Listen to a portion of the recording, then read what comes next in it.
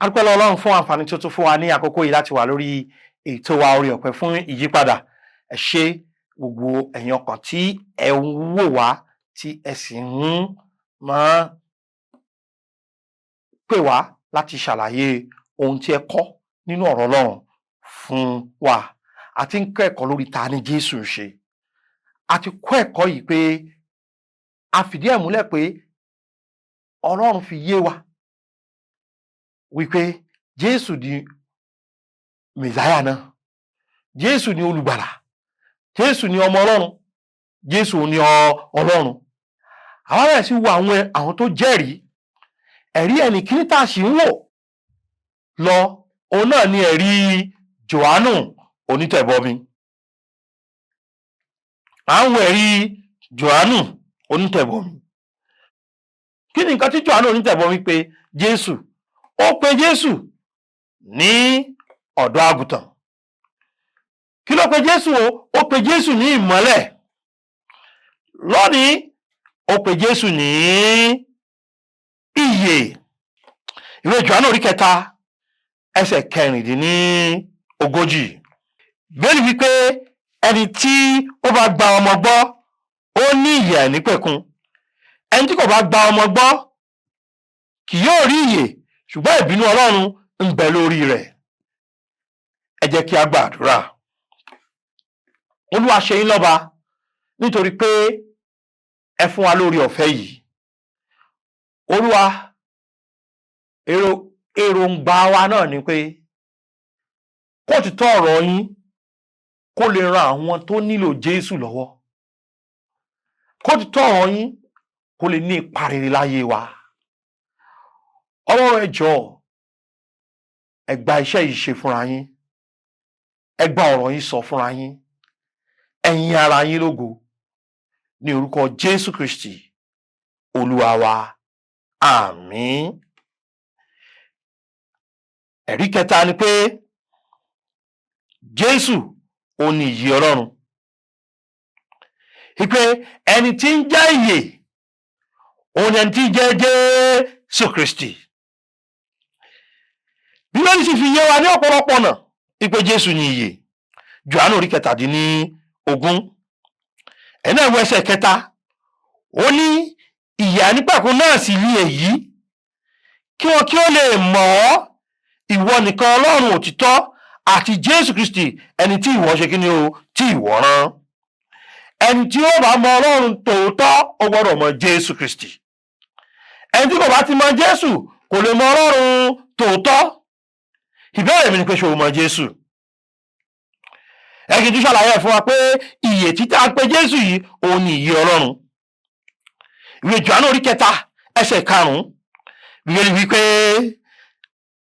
Jésù dáhùn wípé lóòótọ́ ni mo wí fún ọ, bí kò bá ṣe pé a fi omi àti ẹ̀mí bí ènìyàn, òun kì yóò lè wọ ìjọba ọ̀run.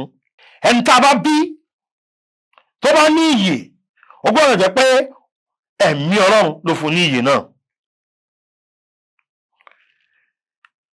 Ẹni tá a bá bí tó bá ní ìyè, ó gbọ́dọ̀ jẹ́ pé irúgbìn Ọlọ́run ní bẹ nínú rẹ̀. Pétérù kìíní orí 1 ẹsẹ̀ 23 rẹ̀.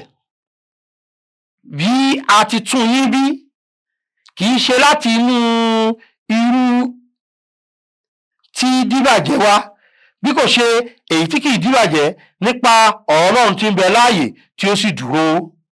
Irúgbìn Ọlọ́run ó jẹ́ irúgbìn tó wà láàyè tí ó sì dúró. Yàtọ̀ sí Ọlọ́run Baba, kò sí ìyè nínú ẹlòmíràn. Yàtọ̀ sí Ọlọ́run Ọmọ, ṣàkóbó sọ fún wa pé Ọlọ́run Ọmọ àti Baba wọ́n dọ́gba. Kò sí ìyè lọ́dọ̀ ẹlòmíràn. Ṣé rí ọ̀rọ̀ ìyè àìnípẹ̀kun tàbí ìyè ayérayé, ẹ ò lè rí nínú àwọn ìwé mìíràn ju nínú Bíbélì lọ. Àwọn ìwé ẹ̀sìn mìíràn wọn ò ní tó ń ṣe pẹ̀lú ayérayé. Ìyè yìí sì ní ìyè tó jẹ́ ojúlówó ni. Ìyè tá à ń sọ̀rọ̀ yìí, ìyè tó dúró títí láéláé ni. Ó jẹ́ ojúlówó, ó tún dúró títí láéláé. Ó jẹ́ ìyè tí ó wá láti inú pé Ọlọ́run fúnra rẹ̀ kò díbàjẹ́.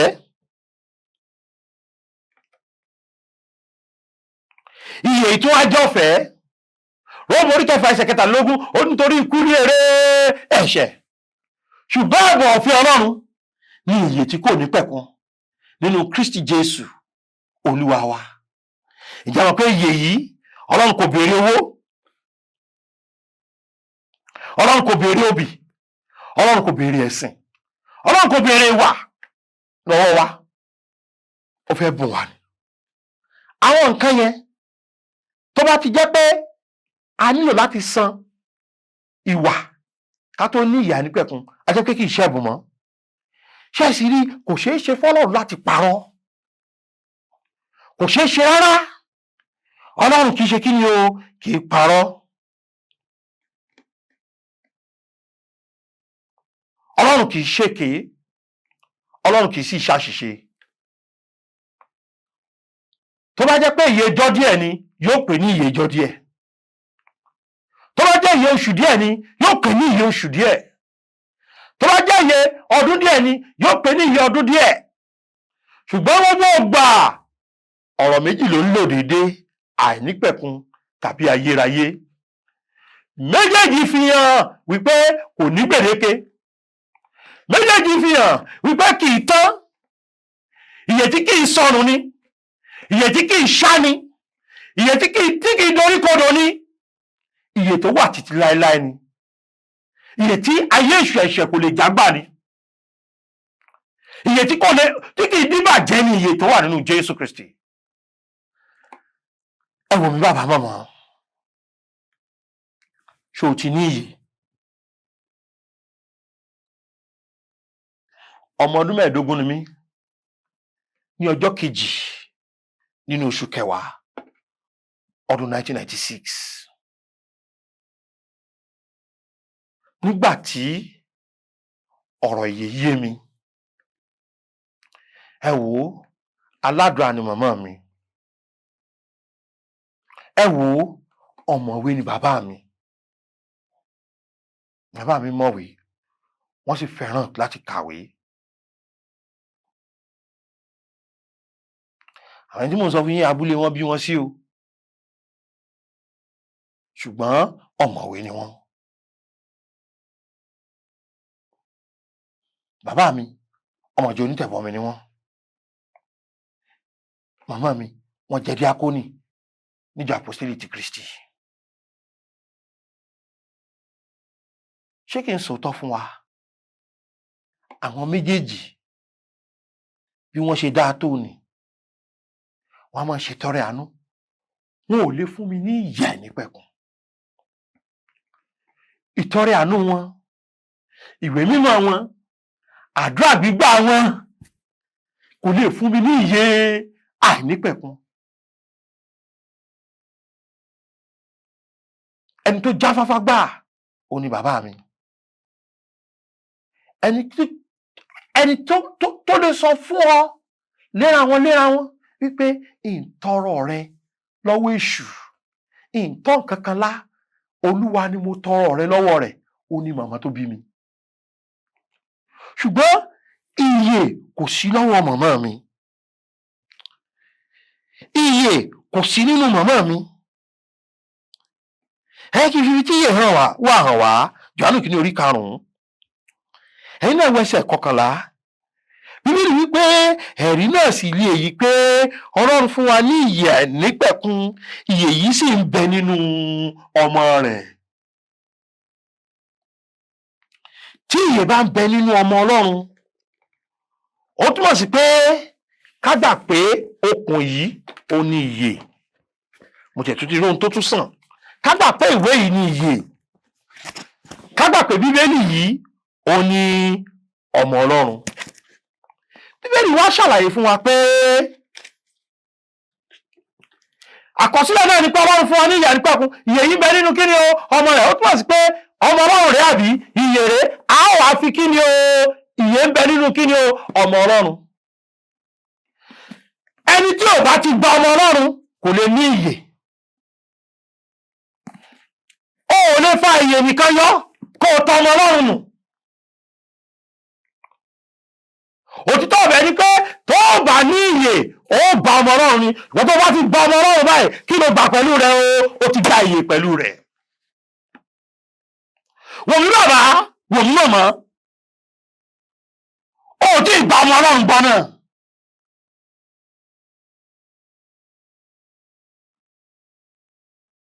wọ́n lọ fi gbàlà rẹ̀ dọ́là. mo fẹ́ kó yí ọ dáadáa ni o wípé Jésù ní ìyè yẹn, àti pé Jésù ní ìmọ́lẹ̀, àti pé Jésù ní ọ̀dọ́ àgùntàn, àti pé Jésù ní ìyè.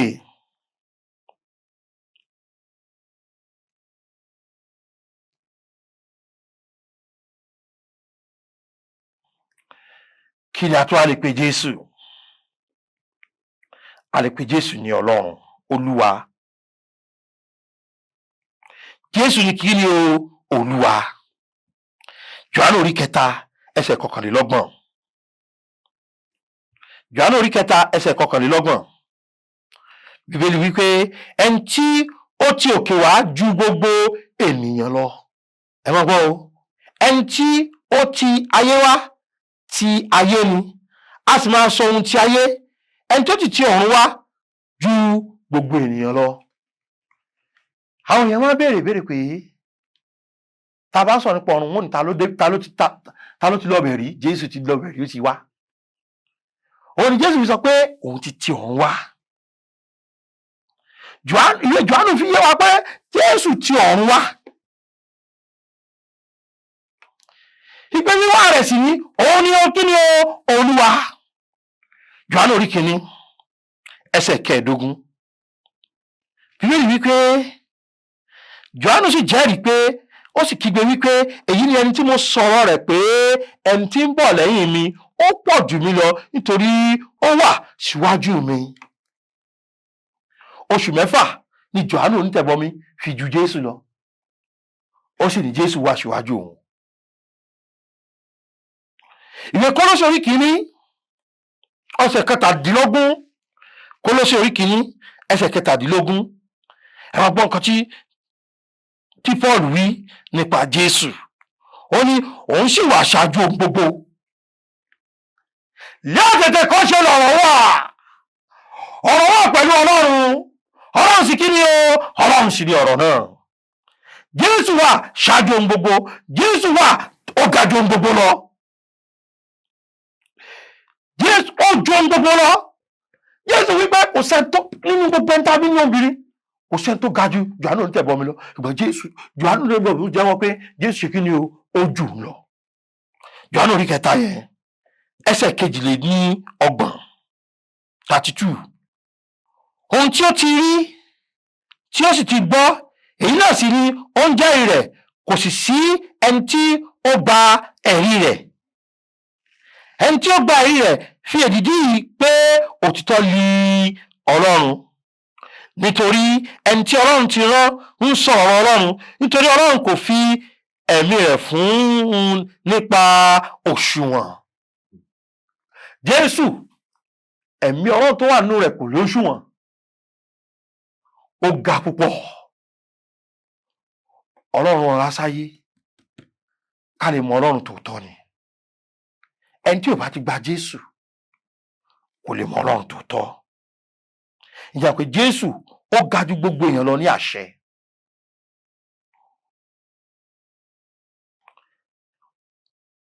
Ní ìdájọ́, ní òye, òun ló fi lè sọ pé bàbá dáríjì wọn. Ó ti ẹ̀sọ́ fẹ́ nìkan nínú ìwé Lúùkù orí 5 ẹsẹ̀ 24. Ó sọ fẹ́ nìkan nínú ìwé Lúùkù orí 5 ẹsẹ̀ 24. Ìgbà kí ẹ̀yin kí ó lè mọ̀ pé ọmọ ènìyàn lé agbára lé ayé láti dárí ẹ̀ṣẹ̀ jì ni. Ta ló ń dárí ẹ̀ṣẹ̀ jì ni bí òṣù Ọlọ́run? Ẹ̀rí yẹn nìyẹn pé Jésù jẹ́ Ọlọ́run, torí pé ó ní agbára láti dárí jì ni. Nígbà tí wọ́n mú obìnrin panṣágà ẹ wá, wọ́n fẹ́ dá lẹ́jọ́ kí wọ́n sọ lókò pa. Ta ló gbà á lẹ̀? Jésù Kristi. Bó lẹ̀ṣẹ̀ rẹ̀ ṣe pọ̀ tó, bó lẹ̀ṣẹ̀ rẹ̀ ṣe tóbi tó, bóun lẹ̀ṣẹ̀ rẹ ṣe fẹ̀ lójú tó, ṣáyé tiẹ̀ tí ìwọ pín, ṣé wọ́n ti dán ọ lẹ́bi, wọ́n ti ta ọ́ nù, bóyá ó gbọ́ ẹ̀wọ̀n ló tiẹ̀ ti ń gbọ́ mi lónìí, ó jẹ́ yá gba Jésù ẹni tó ń dáríjì ni, kó o mọ̀ wá ti ẹ̀wọ̀n bọ́ sí ẹ̀wọ̀n míì, bóyá ilé ìwòsàn ló ti ń gbọ́ mi,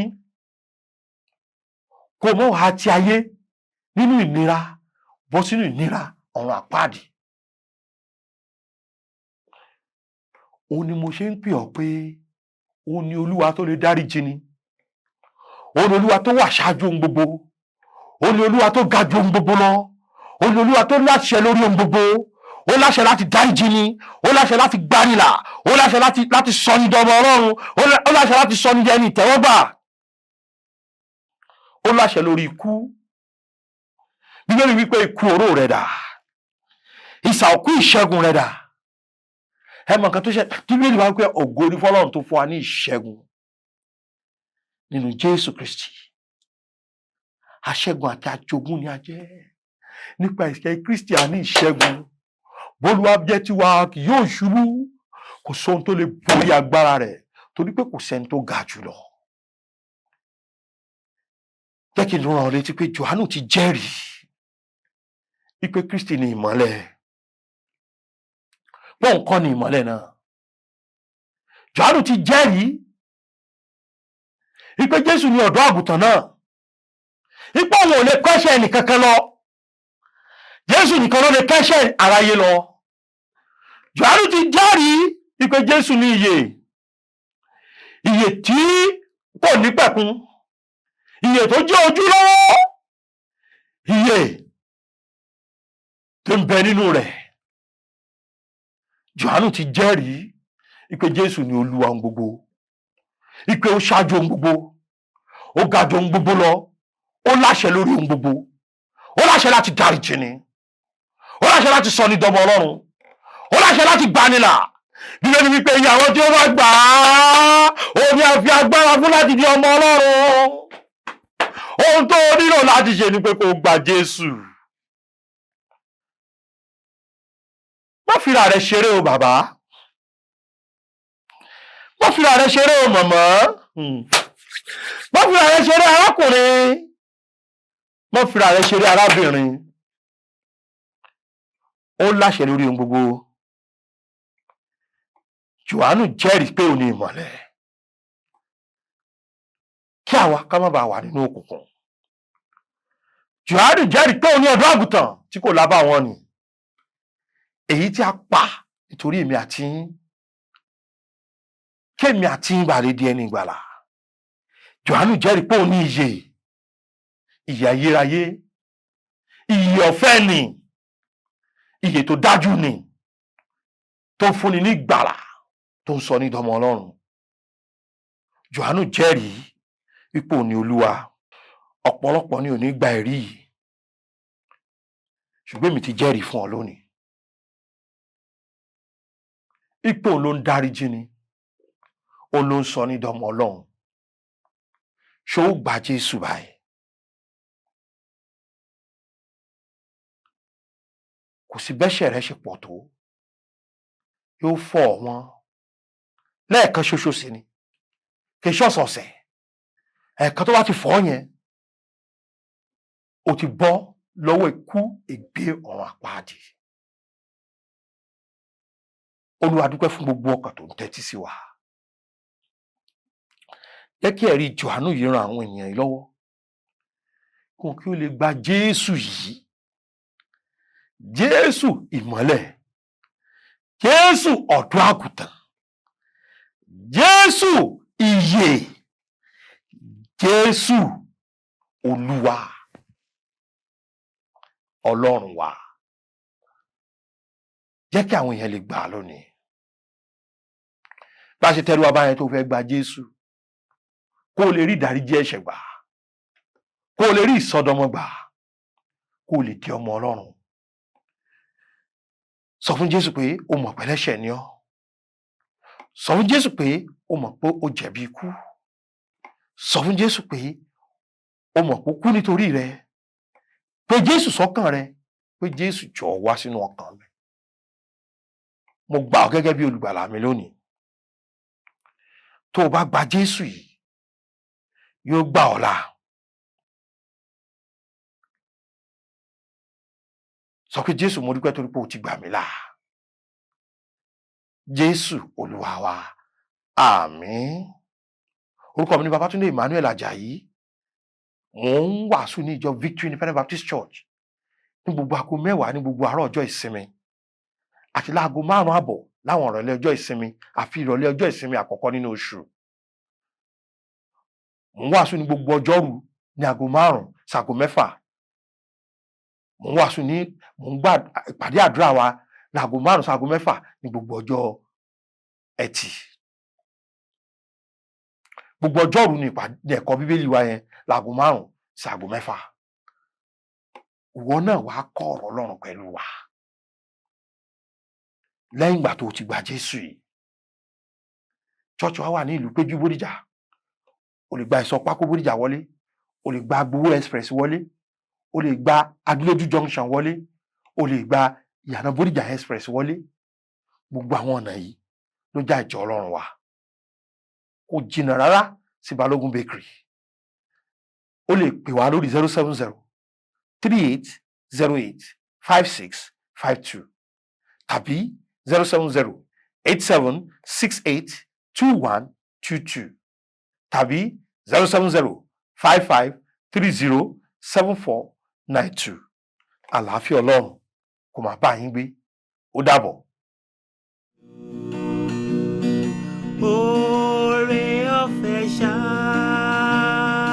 ni ìgbẹ́kẹ̀lé mi. Jésù kú fún aráyé, ó kú fún mi pẹ̀lú. Oore ọ̀fẹ́ ṣá.